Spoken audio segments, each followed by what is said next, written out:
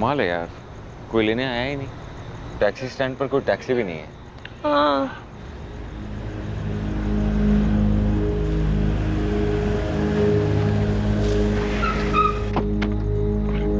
Sorry भैया, sorry sorry sorry, late हो गया। कोई बात नहीं। भाभी चल रही। अरे नहीं, क्या कर रहे हो? दिल्ली की मॉडल है तेरी भाभी। ये क्या कनपुरिया स्टाइल में पैर छू के उनकी उम्र बढ़ा रहे हो? और छोटू कैसा है तू? ठीक हो? आ जाओ चलो संभालो।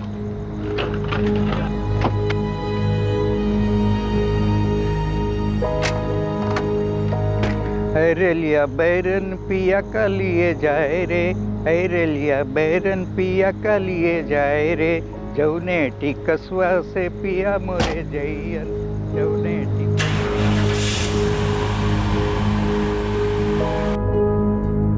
और घर पे माँ बाबूजी और रमा कैसे हैं? एकदम चकाचक भैया। आप लोगों के आने के नाम से बहुत खुश है घर में सब। तुम्हारी माँ हमेशा यही गाना गाती थी ना? हाँ, पहले वो फोक सिंगर, यही कानपुर के पास अमोली में। हाँ पता है। तुम्हारे माँ का मायका भी यही है ना, तभी तो तुमने मुझसे शादी की, ताकि अपने माँ के मायके को अपना ससुराल बना सको। क्यों?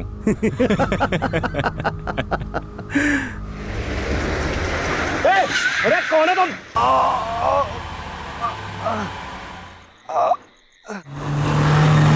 देखो तुम लोग को जो चाहिए सब ले जाओ, लेकिन हमें जाने दो। ये कार भी ले जाओ प्लीज। चल निकाल निकाल, चल निकाल, तू भी निकाल। सब ले लो। ये मोबाइल प्लीज हमें जाने दीजिए। मंगलसूत्र भी निकाल, दे दो निकाल। ये लो। चल निकाल, चल चल जल्दी कर, चल निकाल। बोलो तो।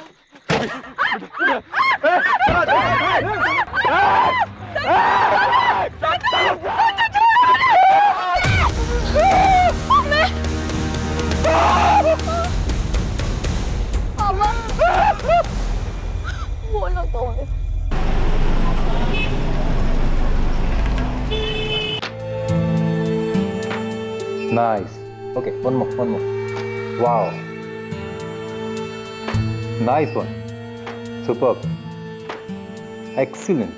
Hold it there. Nice. Good one. Excellent. Break. Makeup. और टचअप कर दो. And Shagufta, listen. आप चेंज कर लो. Next change. हाँ, yeah. We'll continue after this. Cool. Okay.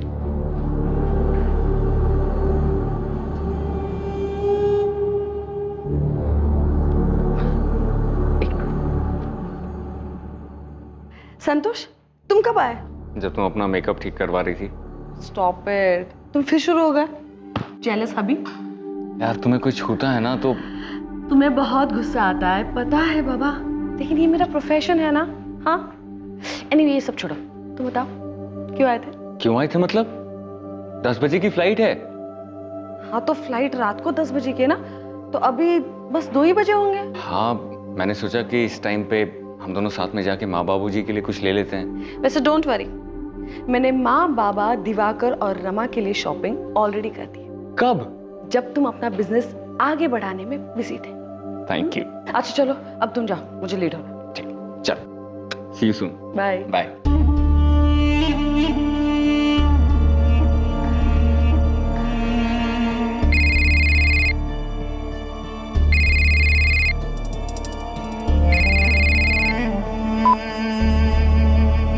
हाँ पापा।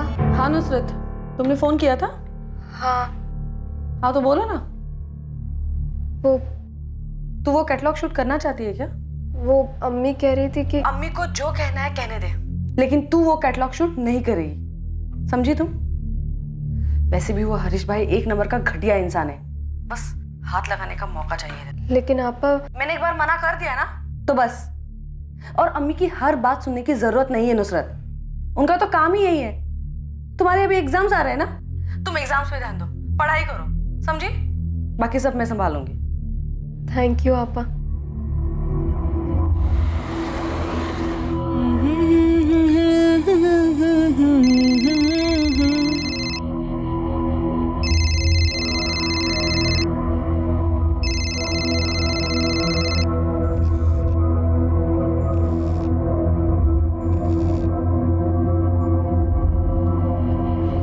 तुझे शूट पे जाना था, गई क्यों नहीं तू? मैं पूछ रही हूँ शूट पे क्यों नहीं गई?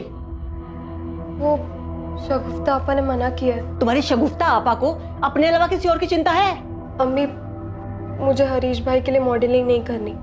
गंदी नजर है उनकी, वो मुझे जानबूझ के टच करते हैं। टच करने से मैली हो जाएगी तू। लेकिन अम्मी, मुझे मॉडलिंग ही नहीं करनी है, मुझे अपनी पढ़ाई पूरी करनी है, कुछ अच्छा करना है। तू समझती क्यों नहीं है? अगर तू काम नहीं करेगी तो पैसा कहाँ से आएगा और घर कैसे चलेगा फिर? लेकिन अम्मी, शगुफ्ता आपा तो सब संभाल रही है, घर का खर्चा, मेरी पढ़ाई का खर्चा। हम अच्छे से तो रह रहे हैं। अच्छे से रहने में और आलीशान तरीके से रहने में फर्क होता है। और तुझे करना क्या है? सिर्फ कैमरे के सामने खड़े होकर फोटो खिंचाने हैं बस। नहीं अम्मी, मुझसे नहीं होगा। और शगुफ्ता आपा ने भी मना किया है, वो गुस्सा हो जाएंगी।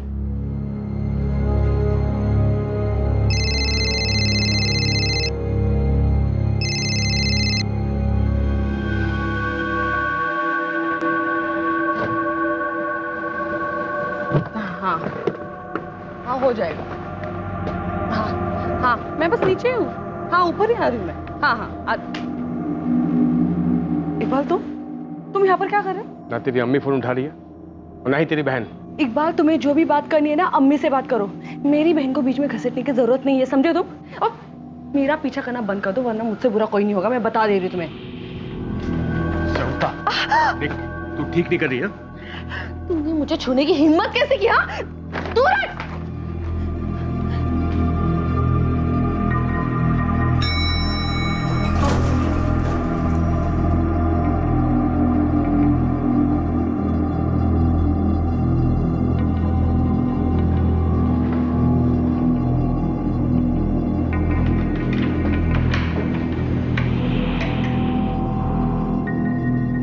अम्मी, हाँ दिवाकर, सब पैक हो गया है।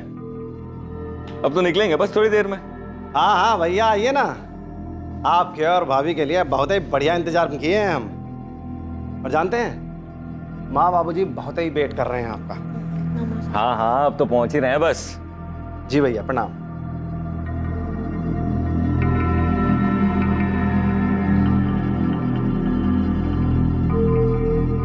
आप लोगों के आने के नाम से बहुत खुश हैं घर में सब। अरे कौन है तुम?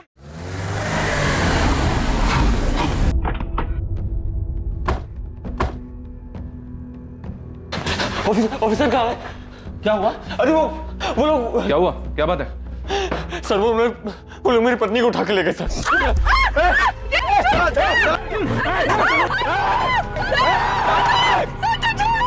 सर मैं बहुत डर गया था, मुझे लगा कहीं वापस आके फिर से हमें कोई नुकसान पहुंचाने की कोशिश ना करे।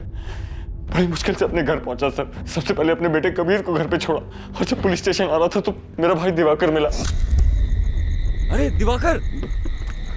अरे भैया, और हम यहाँ आ गए सर। कार का मॉडल, कलर और नंबर क्या है?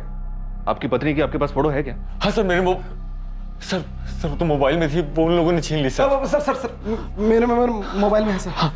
ये इसमें सर मेरी कार की फोटो भी है सर, जिसमें वो भाभी को लेके गए हैं। कौन से?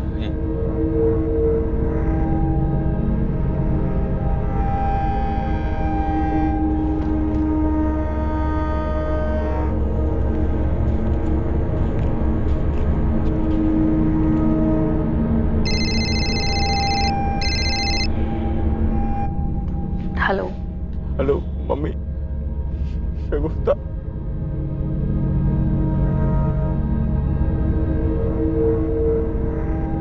क्या हुआ अम्मी?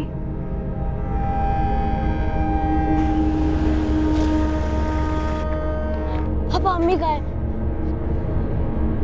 बेटा, कुछ पता चला? पुलिस क्या कह रही है?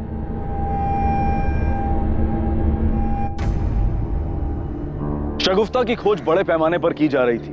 जगह जगह नाकाबंदी लगा दी गई थी, बैरिकेड लगाए जा रहे थे, सभी कार्स को बारीकी से चेक किया जा रहा था, हिस्ट्री शीटर से भी पूछताछ की जा रही थी। जी सर। कुछ पता चला? हर नाके पर हर जगह चेक किया सर, पर कुछ पता नहीं चला। वहां भी चेक किया जहां ये सब हुआ था। हिस्ट्री शीटर से कुछ मिला? सर वो लोग भी यही कह रहे हैं कि उन्हें नहीं पता कि ये काम किसने करवाया या किस गैंग का काम है। हो सकता है कोई नया गैंग हो। कार की क्या अपडेट है?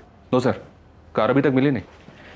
संतोष और शगुफ्ता रात को 2 बजे एयरपोर्ट पहुंचे। एयरपोर्ट के बाहर से दिवाकर की गाड़ी में वो घर की तरफ जा रहे थे, जो कि शांति नगर में। सर एयरपोर्ट से शांति नगर पहुंचने में दिन के ट्रैफिक में तकरीबन 45 मिनट लगते हैं।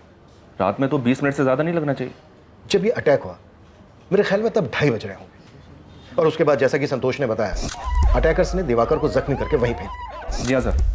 फिर ये लोग कार लेकर कानपुर से फतेहपुर की तरफ बढ़े। फिर मिडवे जंगल वाली रोड पर संतोष के रोने गड़गड़ाने के बाद इन्होंने संतोष और उसके बेटे कबीर को कार से उतार दिया। उस वक्त करीब 3 बजे होंगे। फिर 5 बजे ये लोग पुलिस स्टेशन आए। 3 से 5 के बीच में ये गुंडे शगुफ्ता और कार को लेकर फतेहपुर होते हुए निकल गए होंगे, प्रयागराज, बनारस या फिर कहीं भी। एक काम करो, शगुफ्ता और कार का फोटो आसपास के शहरों में डिस्ट्रिक्ट में भिजवा दो। एयरपोर्ट के आसपास पूछताछ करो, सीसीटीवी चेक करो। हो सकता है कोई बंदा इनको एयरपोर्ट के पास से ही फॉलो कर रहा हो। कार का नंबर और मॉडल आसपास के सभी गैरेज में भिजवा दो। शायद कार को बेचने की भी कोशिश हो। किसी ना किसी ने तो इनको देखा होगा। खबरी को भी काम पे लगा दो। Right sir. पुलिस ढूंढ रही है नुसरत, लेकिन कुछ पता नहीं चल पा रहा है। अरे काली, बिना शक्कर वाली चाय लाओ हमारे लिए। कहा है हमारी डाइट खराब करने में तो लियो। जीजू मुझे बहुत डर लग रहा है। आप लोग पुलिस पर प्रेशर डालिए ना, पता नहीं आपा किस हाल में होंगे।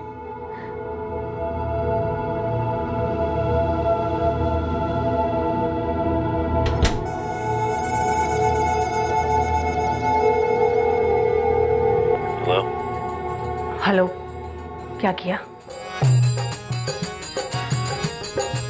सब हो गया है, निश्चिंत रहो।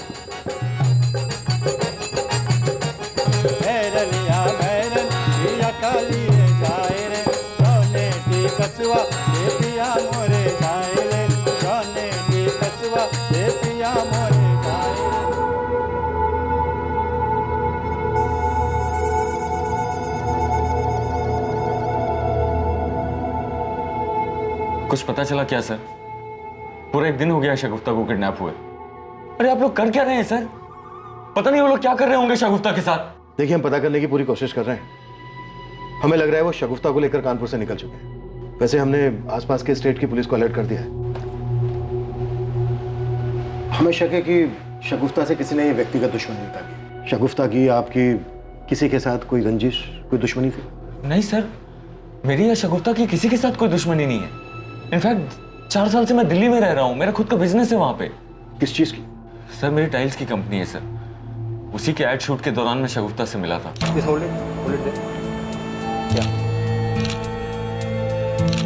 Very nice, very nice.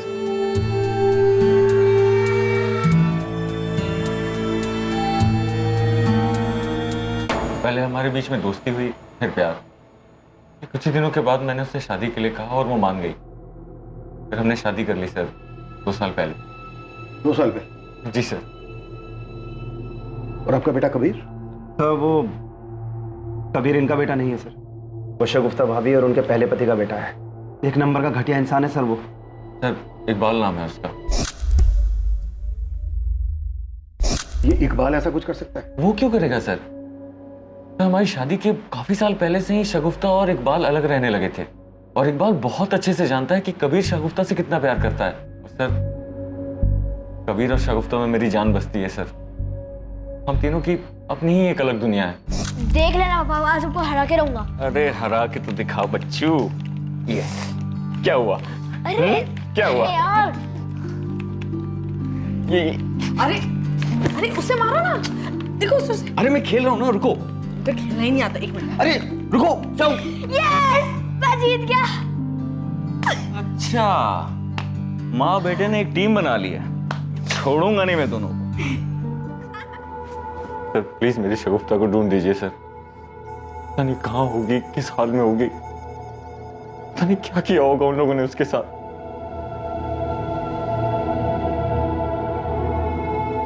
पापा वो लोग अम्मी को कहाँ ले गए? अम्मी कब मिलेगी? मिल जाएगी बेटा, बहुत जल्द मिल जाएगी।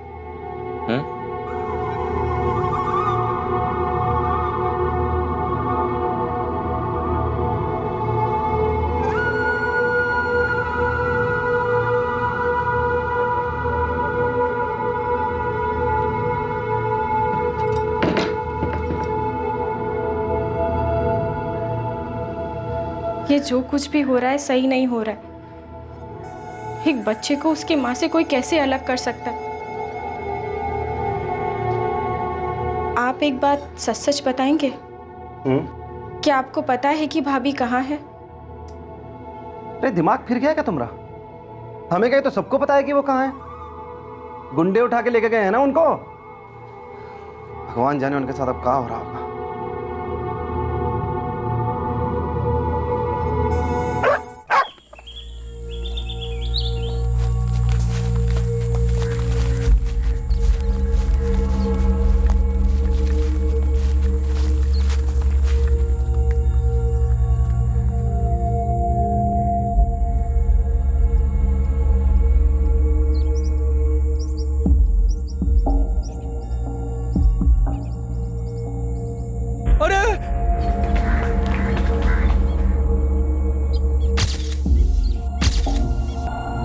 चेहरा साफ करो इसका।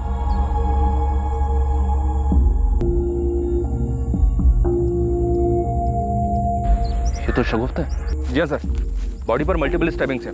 हो सकता है रेप भी किया हो। बॉडी पर गहने वगैरह कुछ भी नहीं है। शायद उन लोगों ने पैसे और गहने लूट कर इसे मार दिया और गाड़ी लेकर फरार हो गए। देखने में तो सिंपल लग रहा है सर। पैसे गहने लूटने के बाद उन लोगों ने उसे मार दिया। उस वक्त कार में सिर्फ 4 लोग थे, दिवाकर, संतोष, शगुफ्ता और उनका बेटा कबीर। गुंडों ने सबसे पहले दिवाकर पर अटैक किया, उसे बेहोश करके वहीं फेंक दिया। फिर कार को ड्राइव करके वो जंगल की ओर ले गए और वहां पर संतोष के रोने गिड़गिड़ाने के बाद उन्होंने संतोष और उसके बेटे कबीर को उतार दिया। अगर उनका मकसद सिर्फ लूट था तो वो शगुफ्ता को भी वहीं उतार देते, उसे अपने साथ नहीं लेकर जाते। इससे तो एक ही पॉसिबिलिटी बनती है, रेप। हाँ, रेप। वो एक औरत को अपने साथ इसलिए लेकर गए ताकि उसका रेप कर सके, जैसा कि अक्सर क्रिमिनल माइंड होता है। लेकिन उन्होंने शगुफ्ता का रेप नहीं किया, उसके जेवर लूटे और मल्टीपल स्टेपिंग करके उसको मार दिया। हो सकता है सर वो लोग उसे भी ना मारना चाहते हो, बट शगुफ्ता ने उनका चेहरा देख लिया होगा। हो सकता है, लेकिन अब भी सवाल वहीं का वहीं है कि जब उन्हें शगुफ्ता का रेप करना ही नहीं था तो उसे अपने साथ लेकर क्यों गए?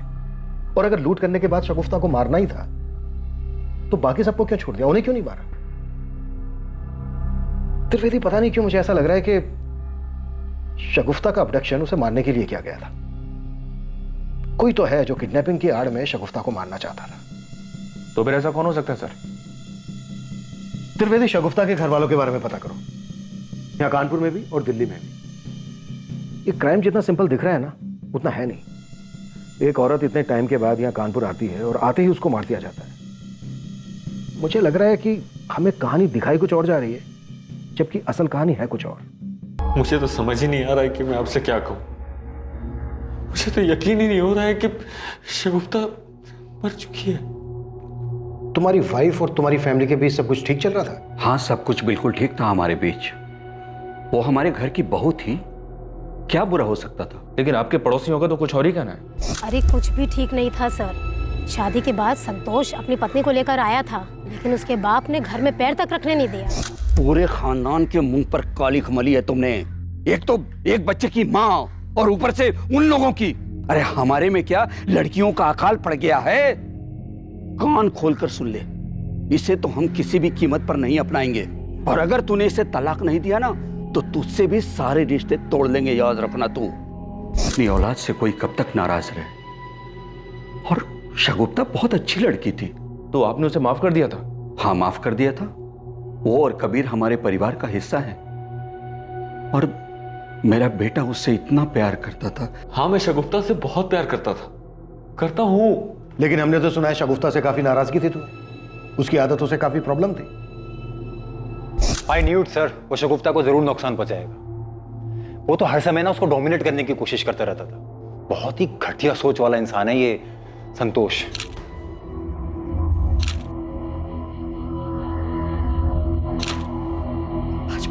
व्हाट इज दिस शगुफ्ता? मैंने तुमसे सुबह ही कहा है ना, मुझे तुम्हारे ऐसे ऐसे कपड़े पहनना बिल्कुल पसंद नहीं है। मैंने भी तुमसे कहा था ना कि तुम मेरे पति हो और मैं तुम्हें पूरी रिस्पेक्ट और प्यार दूंगी, बस तुम मेरे काम में दखल मत देना। तुमसे शादी करने से पहले भी तो मैं मॉडल ही थी ना। देखो, मेरे लिए मेरा काम बहुत इंपॉर्टेंट है, इसलिए तुम इस बात को ज्यादा आगे मत बढ़ाओ। सर, अगर मैं ये कहूं कि मुझे शगुफ्ता के कपड़ों से कोई प्रॉब्लम नहीं थी तो ये झूठ होगा। मुझे प्रॉब्लम थी और उसे भी ये पता था। सर मैंने आज तक अपने दिल की कोई भी बात उससे नहीं छुपाई थी। शगुफ्ता की माँ एक छोटी बहन भी है ना, शगुफ्ता का उनके साथ कैसा रिश्ता था? सर उसकी छोटी बहन नुसरत में शगुफ्ता की जान बसती थी और अपने माँ से भी शगुफ्ता बहुत प्यार करती थी।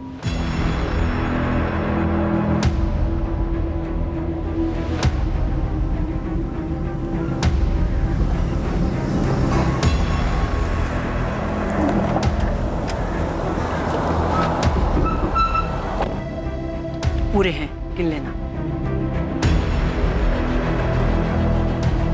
मैं जानती हूँ मेरी बेटी को किसने मारा। इकबाल ने मारा है मेरी बेटी को। इकबाल ऐसा क्यों करेगा? संतोष का तो कहना है कि शगुफ्ता और इकबाल काफी पहले ही अलग हो गए थे। हाँ, अब वो अलग रहते थे, लेकिन शगुफ्ता ने संतोष से मिलने के बाद इकबाल से डाइवोर्स के लिए अप्लाई किया था। वो संतोष के साथ शादी करना चाहती थी, लेकिन इकबाल उसे तलाक देने के लिए तैयार ही नहीं था। वो तो बौखलाया हुआ था।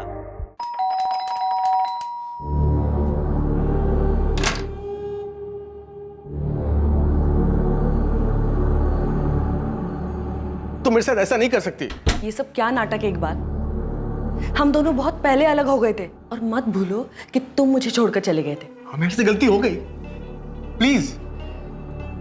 मैं संतोष से प्यार करती हूँ और उसी से ही शादी करूंगी। हमारा बेटा कबीर सिर्फ मेरा बेटा है। ये ठीक नहीं कर रही तुम, बहुत पछताओगी तुम।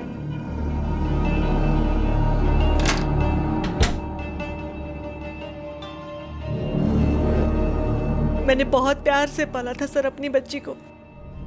मैंने सोचा भी नहीं था कि उसके साथ ये सब हो जाएगा। आपका नाम रागनी है और आपकी दोनों बेटियों का नाम शगुफ्ता और नुसरत। जी, मैं यही कानपुर के पास अमोली की रहने वाली हूँ। फोक सिंगर थी, अभी भी कभी कभी गा लेती हूँ। प्रोग्राम के दौरान शगुफ्ता के अब्बू अशफाक से मेरी मुलाकात हुई। मुझे प्यार हो गया और हमने शादी कर ली। शादी के 3 साल बाद मेरे हस्बैंड की डेथ हो गई। सर मैं ही जानती हूँ कि मैंने अपने दोनों बच्चियों को कैसे पाला है। रागनी जी, इस हिसाब से तो आपकी छोटी बेटी बहुत छोटी है। जी, नुसरत मेरे जेठ की बेटी है। जब ये 3 साल की थी तब मैंने इसे गोद लिया था। शगुफ्ता की शादी हो गई थी, मैं अकेले पड़ गई थी, इसलिए मैंने इसे गोद लिया था। सर मैंने दोनों बच्चों को बहुत प्यार से पाला है। आप उस इकबाल को पकड़िए सर। कहाँ मिलेगा ये इकबाल?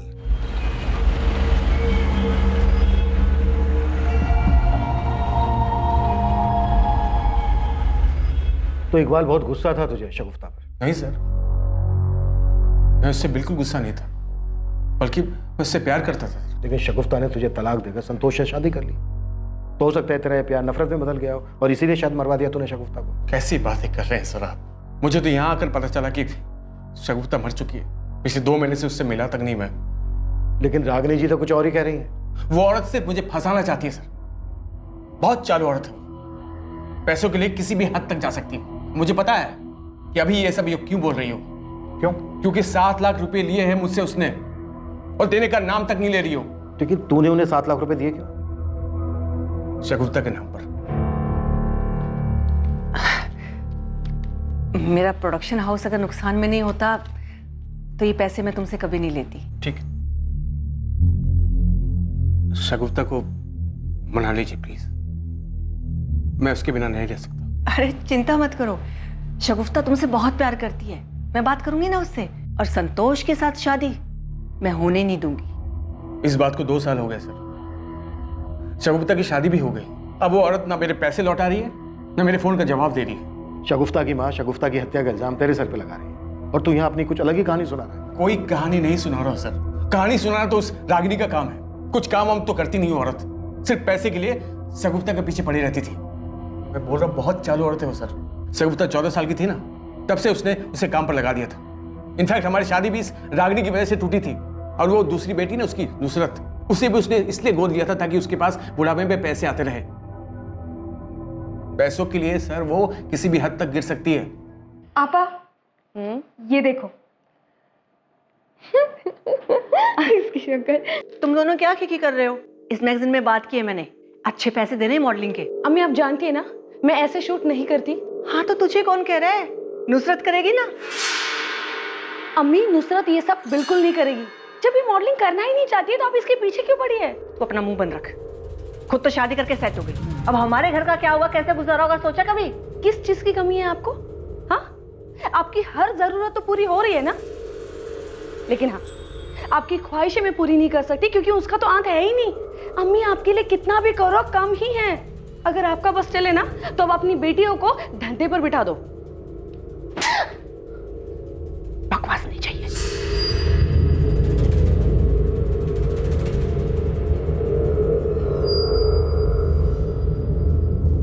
हाँ हाँ, आप चिंता मत कीजिए, आ जाएगी।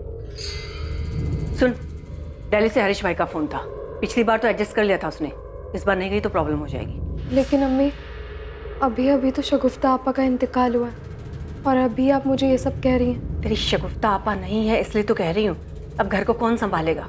तुझे ही संभालना पड़ेगा ना। देख, तू भले ही मेरे लिए कुछ मत कर, अपने लिए भी कुछ मत कर, लेकिन वो मासूम कबीर, उसकी जिम्मेदारी तो हमारे ऊपर है ना। टिकट्स करवा दें तुम्हारी, पैकिंग कर लो। आप नहीं आएंगी? नहीं, मुझे यहाँ कुछ काम है। कबीर, थोड़ा सा खा लो बेटा। मुझे भूख नहीं है, मुझे सिर्फ अम्मी चाहिए।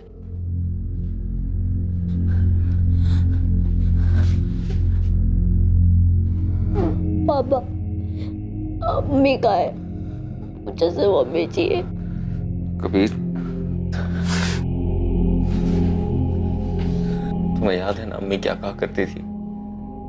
जो बच्चे अच्छे से खाना खाते हैं अम्मी उसी से प्यार करती है, याद है ना? तुम्हें अम्मी का प्यार चाहिए तो अच्छे से खाना खाना होगा ना, अम्मी बुरा मान जाएंगी। आप भी तो खाना नहीं खा रहे, अम्मी बुरा मानेंगी ना।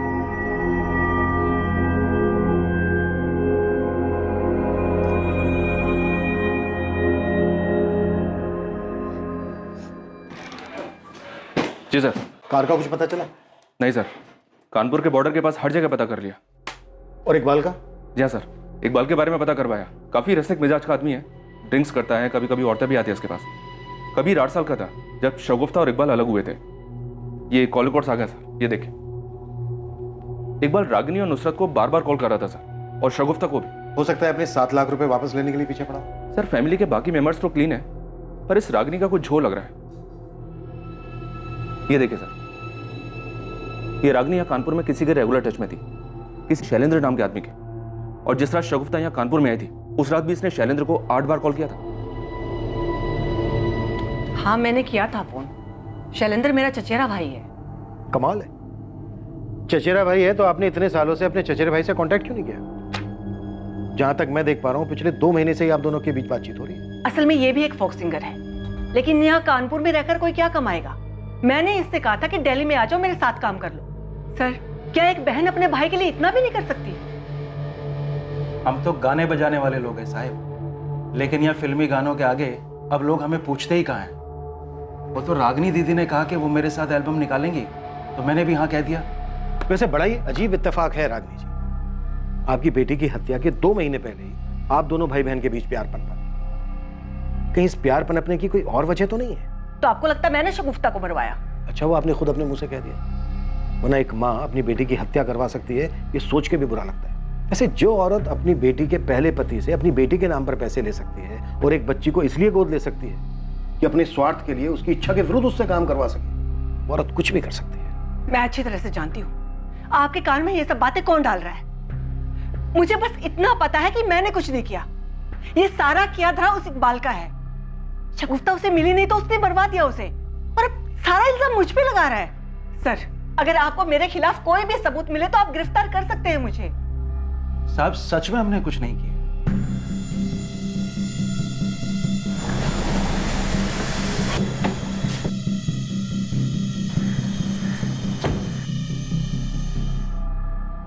संतोष, ये रागनी और इकबाल का क्या चक्कर है? शगुफ्ता की हत्या का इल्जाम दोनों एक दूसरे के सर पे लगा रहे हैं। पता नहीं सर, शगुफ्ता अपनी छोटी बहन नुसरत से बहुत प्यार करती थी। अपनी माँ से कुछ खास प्यार नहीं था उसे, पर वैसा कोई झगड़ा भी नहीं था। हाँ, अक्सर नुसरत को लेकर दोनों के बीच में कहासुनी हो जाती थी। और इकबाल? घटिया आदमी है सर, अक्सर मारपीट किया करता था शगुफ्ता के साथ, इसलिए दोनों अलग हुए थे।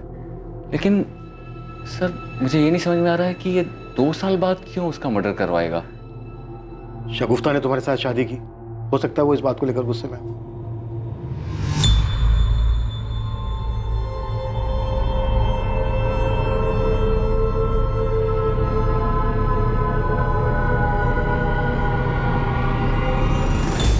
सर, दिल्ली पुलिस ने शगुफ्ता की बिल्डिंग की सीसीटीवी फुटेज भेजी है। 17 अगस्त की फुटेज है ये।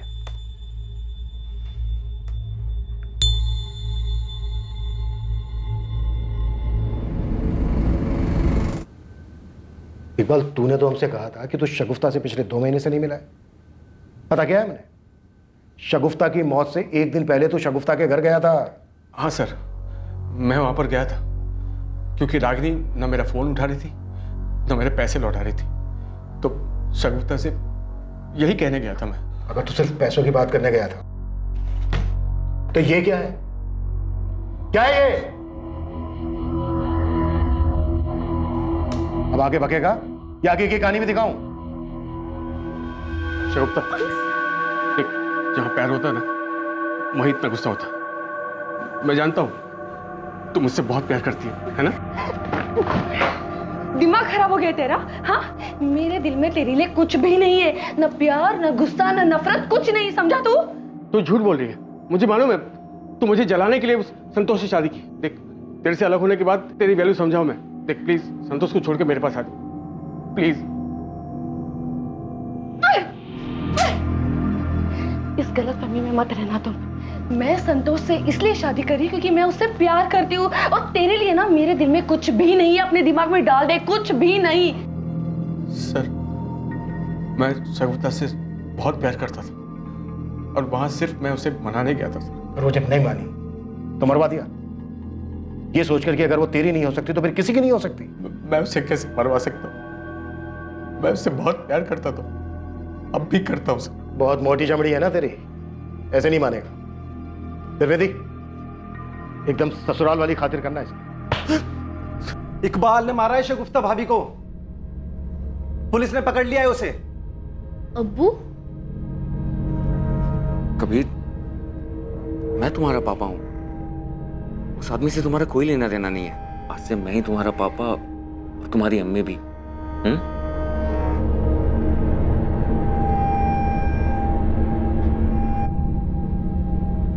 बहुत हो गया तुम लोग का ड्रामा।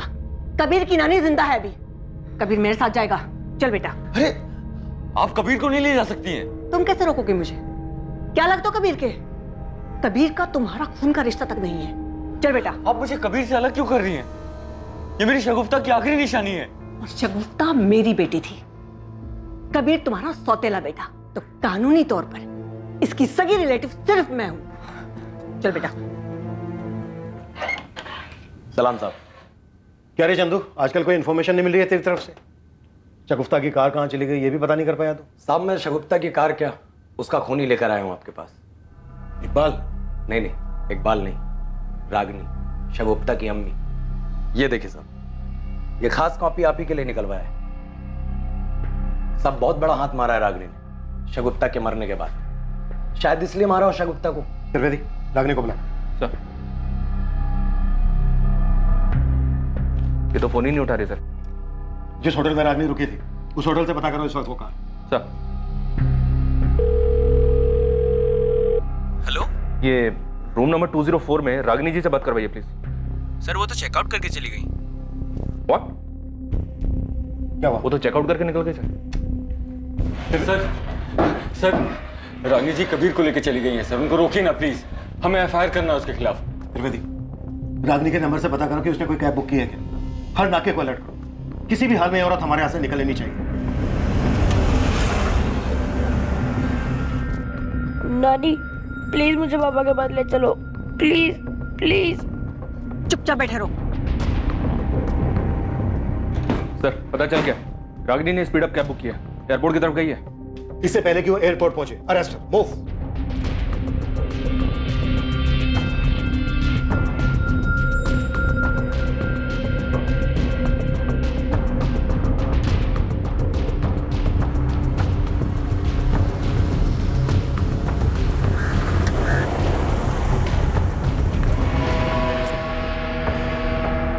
आपने ही शगुफ्ता की हत्या करवाई है। और मैं ऐसा क्यों करूंगी?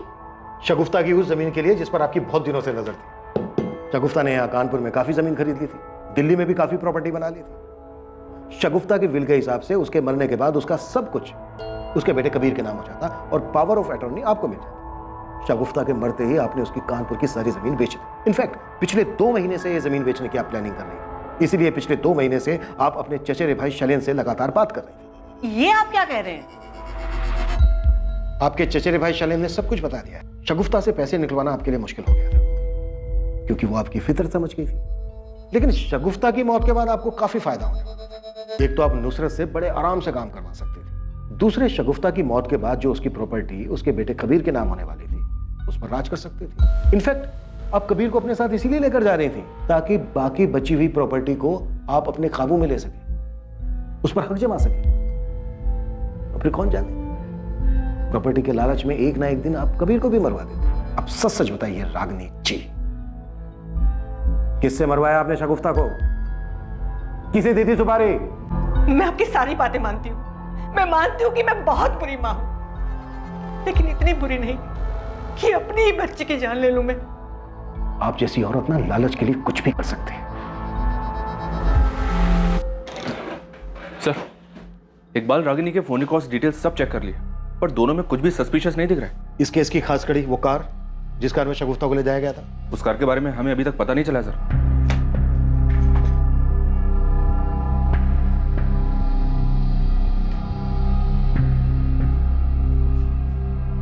लगता है इस कार को ज्यादा यूज नहीं किया जाता था।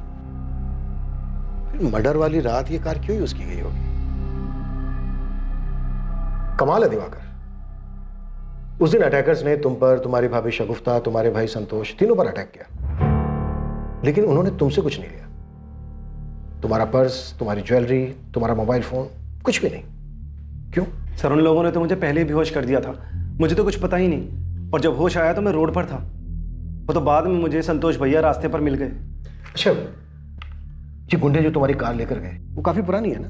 जी सर, वो मेरे पापा की कार है, 25 साल पुरानी। और तुम्हारे पास तो एक नई बड़ी महंगी कार भी है। उस दिन दिल्ली से तुम्हारी मॉडल भाभी आ रही थी, लेकिन उन्हें लेने के लिए तुमने अपनी नई कार नहीं निकाली, वो पुरानी कार लेकर गए, वो भी वो पुरानी कार जिसे स्पेशली एक ही दिन पहले तुमने ठीक करवाया था। ये बात मेरी कुछ समझ में नहीं आई, समझा पाओगे? हाँ, दिवाकर भैया तो आए थे यहाँ कार ठीक करवाने। कब? 16 अगस्त को। 17 अगस्त को कार ले गए थे। और कुछ कह रहा था वो? वैसा तो कुछ नहीं, बस पूछ रहे थे कि ये कार कितने में बिकेगी। मैंने तो कह दिया कि यहाँ कानपुर में कोई ज्यादा पैसे नहीं देंगे। दिवाकर साहब, पुलिस अपना पूरा होमवर्क करती है, ऐसी हवा में कोई बात नहीं करती।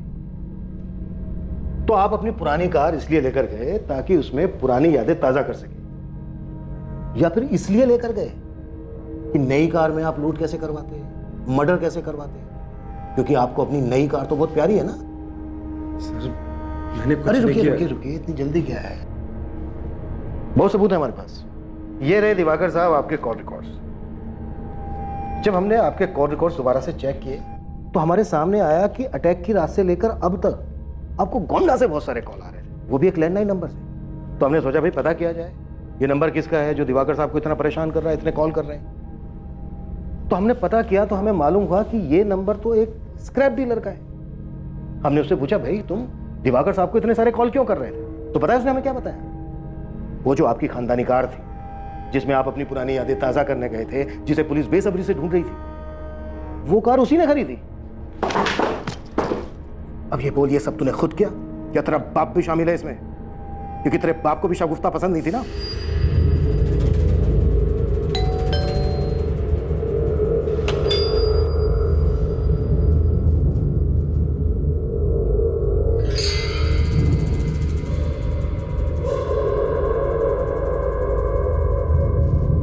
तुम पुराने ख्यालों के ही रहो।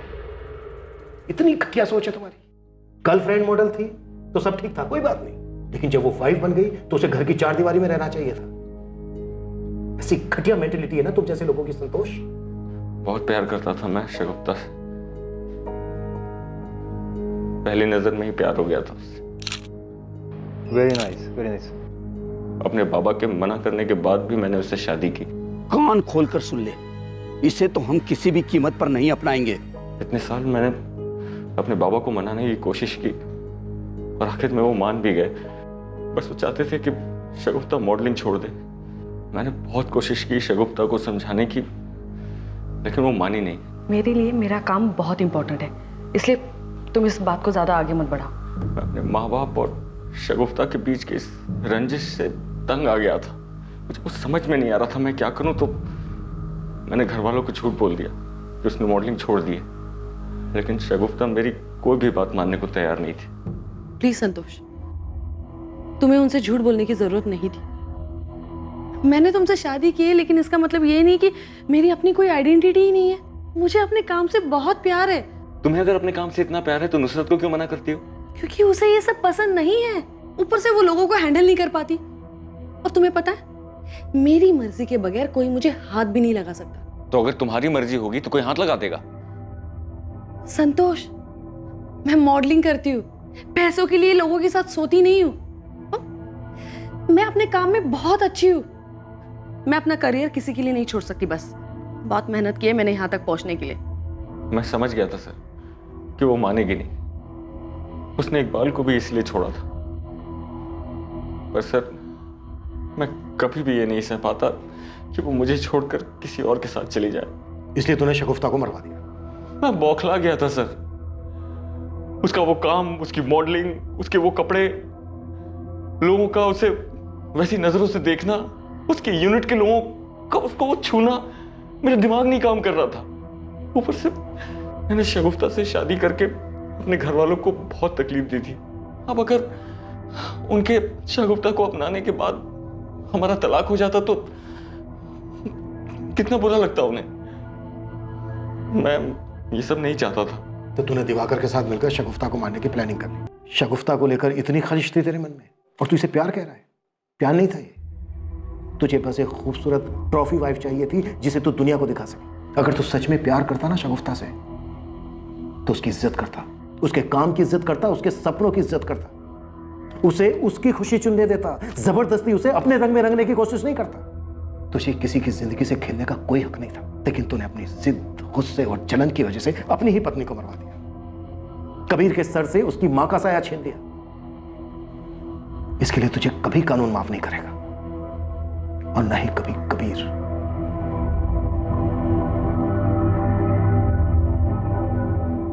कैसा प्यार था ये? क्या ये सच में प्यार था, या ये सिर्फ संतोष की जिद थी? और ऐसा सिर्फ एक शगुफ्ता के साथ नहीं हुआ है। आज के आधुनिक युग में भी शादी के बाद लड़कियों से अपेक्षा की जाती है कि वो अपनी पुरानी जिंदगी, अपनी पहचान को भूलकर अपने पति और उसके परिवार वालों की इच्छा के मुताबिक ही काम करें। एक लड़की को कैसे रहना चाहिए, क्या खाना चाहिए, क्या पहनना चाहिए, क्या करना चाहिए और क्या नहीं करना चाहिए, ये सब उस लड़की के ससुराल वाले और उसका पति मिलकर तय करते हैं। पर क्या ये सही है? शादी तो पति पत्नी को एक दूसरे पर बराबर का हक देती है, तो फिर ये पक्षपात क्यों? लेकिन एक रिश्ता सच्चा तभी कहलाता है जब उस रिश्ते में बंधे हुए लोग एक दूसरे के निर्णय को सराहते हैं, एक दूसरे को आगे बढ़ने के लिए प्रेरित करते हैं, एक दूसरे की ढाल बनकर खड़े होते हैं। और शादी के रिश्ते में यह बात पति और पत्नी दोनों पर लागू होती है। जिस इंसान से कोई रिश्ता जोड़ा गया हो और उसे निभाने की चाहत भी हो, तो उसके लिए सीने में खलिश और मन में आपराधिक भावनाएं लेकर जीना कोई जीना नहीं है। अब मैं अनूप सोनी आपसे विदा लेता हूं, फिर मुलाकात होगी। देखते रहें क्राइम पेट्रोल सतर्क, सोमवार से शुक्रवार रात 11 बजे। और याद रखें, क्राइम और आपके बीच में सिर्फ इतना फर्क है कि आप कितने सतर्क हैं। सतर्क रहें, सुरक्षित रहें। जय हिंद।